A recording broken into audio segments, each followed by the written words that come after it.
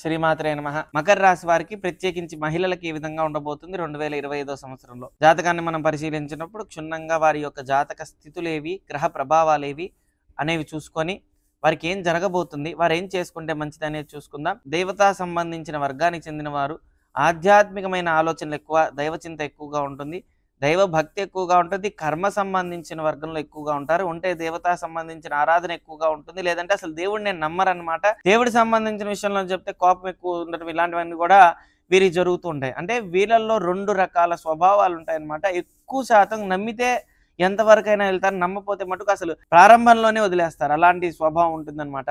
కాబట్టి వీరి యొక్క తత్వము ఇప్పుడు గ్రహస్థులు ఏ విధంగా ఉన్నాయో చూసుకుంటే కనుక వీరికి జన్మంలో బుధుడు ఉండటం వల్ల, అదేవిధంగా ద్వితీయంలో శని, తృతీయంలో రాహు శుక్ర కలయికతో ఉండటం, చతుర్థం పంచమం, పంచమంలో గురువు ఉండటం, షష్టమంలో కుజుడు ఉండటం, ఈ గ్రహాలు వీరికి ఏం తెలియజేస్తున్నాయి.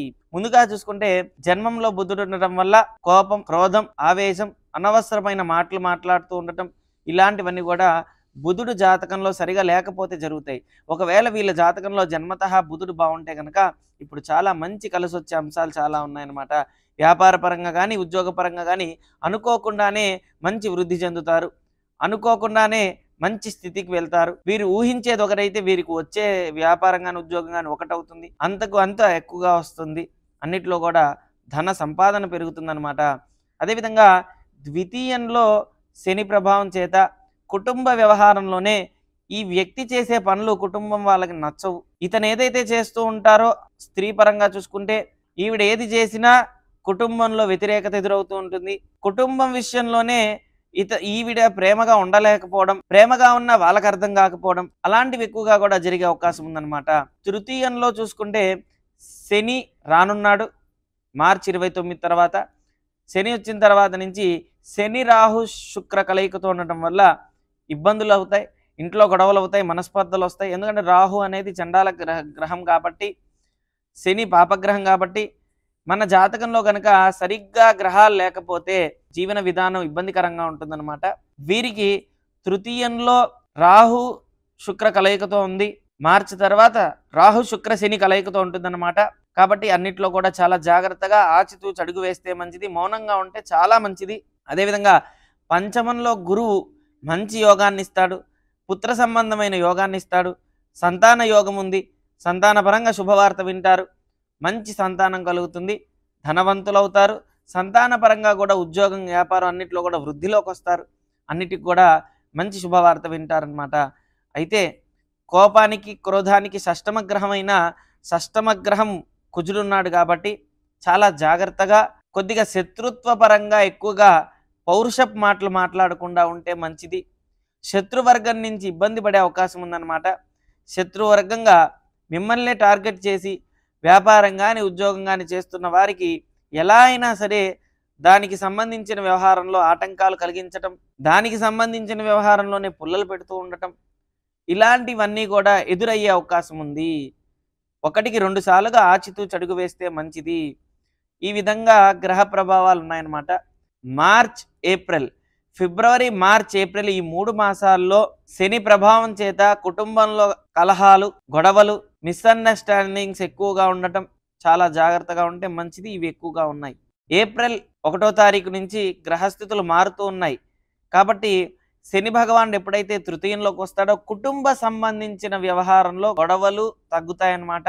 బంధువర్గం నుంచి కలిసి వస్తుంది, అన్నతమ్ముల మధ్య, అక్క చెల్లెల మధ్య ప్రేమ ఆప్యాయత పెరుగుతుంది. 1-2 సార్లుగా గొడవలకు కానీ దేనికైనా దూరంగా ఉంటే మంచిది. అనవసరమైన విషయాల్లో అనవసరమైన మాటలు మాట్లాడుతూ ఒకరినొకరు దూషించుకోవడం ఆపితే చాలా మంచిది. గొడవలు పడి ఇంట్లో వాళ్ళకి మీకు సమస్య పెరిగే అవకాశం ఉందన్నమాట. కుటుంబ వ్యవహారంలో చాలా జాగ్రత్తగా ఉండాలి. ఆరోగ్య సంబంధించిన విషయంలో చూసుకుంటే ఉదర సంబంధమైన అనారోగ్య ప్రభావం ఎక్కువగా సూచిస్తూ ఉంది కాబట్టి మౌనంగా ఉండటం మంచిది. తినేటప్పుడు కూడా చాలా జాగ్రత్తగా ఆచితూచి ఏం తింటే మంచిది, ఏం తినకపోతే మంచిది అనేది చూసుకుంటే మంచిదన్నమాట.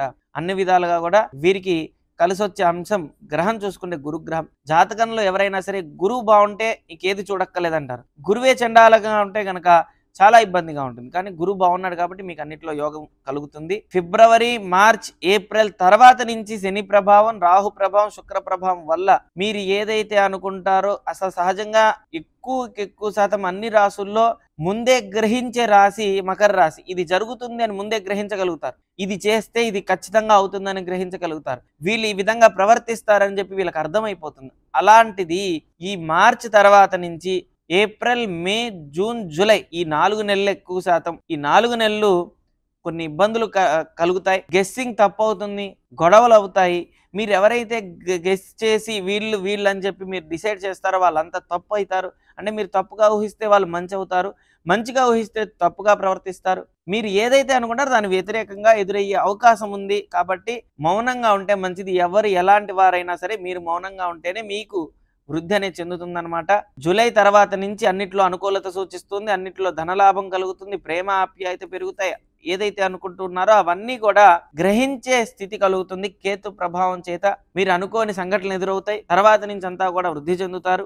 August, September, October, November, December మీకు అన్ని అనుకూలమైన శుభవార్త వింటారు. అన్ని రంగాల్లో కూడా కలిసి వస్తుంది. అన్నిట్లో కూడా విజయం సాధిస్తారు. ఎప్పుడైతే ఈ విధంగా మారుతుందో తృతీయంలోకి వెళ్తాడో శని, ఏలినాటి శని అనేది మీకు తొలగిపోతుంది. కాబట్టి అక్కడి నుంచి మీకు ఏదైతే అనుకుంటారో అన్ని యోగదాయకంగా ఉంటాయి. ధన సంపాదన పెరుగుతుంది, ఆరోగ్య సంపాదన కలుగుతుంది. ఏప్రిల్ తర్వాత నుంచి మీకు వాస్తవంగా చెప్పాలంటే అంత శుభవార్తే వింటారు. అన్నిట్లో కూడా యోగాలు ఉన్నాయి. కుటుంబ వ్యవహారంలో కంట్రోల్ గా ఉండాలి. కుటుంబ వ్యవహారాల్లో 1-2 సార్లు చూసుకుంటూ ఉంటే మీకు ఇప్పటి వరకు చెప్పిన యోగాలన్నీ కూడా కలిసి వస్తాయి. సంతాన పరంగా యోగం ఉంది, ధనపరంగా యోగం ఉంది, ఆరోగ్య పరంగా యోగం ఉంది, ఐశ్వర్య పరంగా యోగం ఉంది. ఇన్ని పరంగా యోగం ఉన్నప్పుడు మనం మౌనంగా ఉంటే చాలా మంచిది. అయితే మన జాతకానికి ఇప్పుడు ఈ యొక్క ఏలినాటి శని ప్రభావం తొలగిపోతుంది కదా, మన జాతకం బాగుందా లేదా అని చూసుకోవాలి. ఫస్ట్ మన జాతకాన్ని పరిశీలించినప్పుడు జాతక చక్రం వేసి లగ్నం నుంచి రాశి నుంచి నక్షత్రం నుంచి మహర్దశ అంతర్దశ, సూక్ష్మదశ, ప్రాణదశ ఇవన్నీ చూసిన తర్వాత మనకి ఏ రాశి ఏ గ్రహ ప్రభావం చేత మన మీద ఈ విధంగా ఉంది అని చూసుకొని దాన్ని మనం ప్రాయశ్చిత్తం చేసుకుంటే ఎటువంటి సమస్య అయినా పరిష్కారం దొరుకుతుంది. కాబట్టి ఆచితూచి అడుగు వేయండి. మీకు కనపడుతున్న నెంబర్కి కాంటాక్ట్ అవ్వండి. ఓం శ్రీ దత్తాయ నమః, ఓం శ్రీ దత్తాత్రేయాయ నమః.